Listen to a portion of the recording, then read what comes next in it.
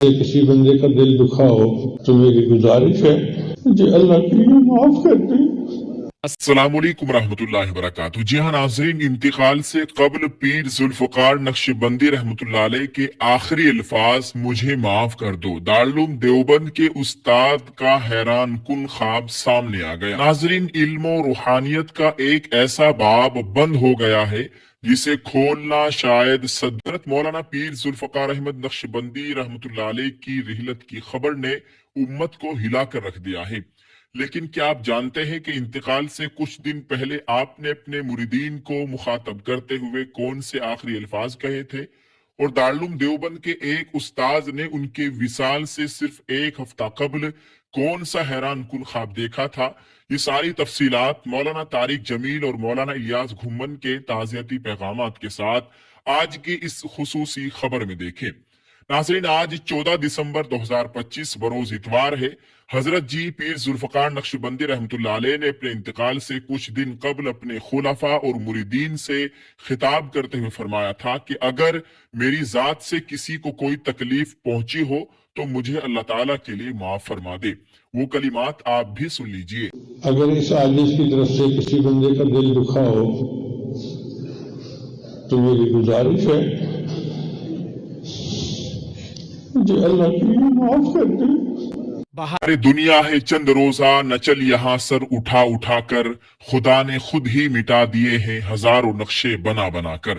اللہ تعالی حضرت کی مکمل مغفرت فرمائے۔ دوستو، دارالعلوم دیوبند کے شعبہ تجوید و قرات کے استاذ حضرت مولانا پیر ذوالفقار نقشبندی رحمۃ اللہ علیہ کے خلیفہ حضرت مولانا قاری آفتاب عالم صاحب، استاذ شعبہ تجوید و قرات دارالعلوم دیوبند، انہوں نے آج پیر صاحب کے تعلق سے ابھی ہفتہ بھر پہلے اپنے ایک خواب کو بیان کیا ہے، اور اس خواب کی میں نے خود قاری آفتاب عالم صاحب سے بذریعہ فون تصدیق کی ہے۔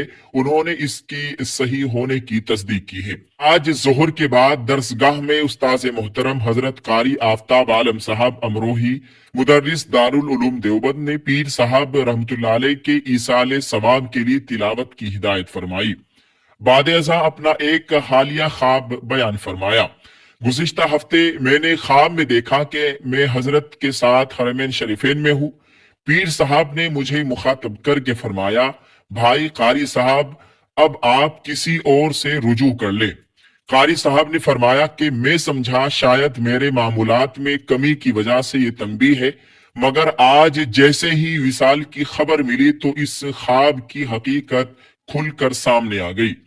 حق تعالی حضرت والا کی مکمل مغفرت فرمائے اور امت کو بہترین اس کا نعم البدل عطا فرمائے، آمین۔ دوستو، آپ کو بتائیں، وہیں عالم اسلام کی مشہور و معروف شخصیت، معروف عالم دین حضرت مولانا طارق جمیل صاحب دامت برکاتہم العالیہ نے بھی مولانا پیر ذوالفقار نقشبندی رحمۃ اللہ علیہ کے تعلق سے فرمایا، آج ایک بہت بڑی ہستی کا انتقال ہوا ہے، پیر ذوالفقار احمد نقشبندی، اور یہ ان کی خوش بختی، خوش قسمتی ہے کہ آج 22 جمادی الثانی ہے۔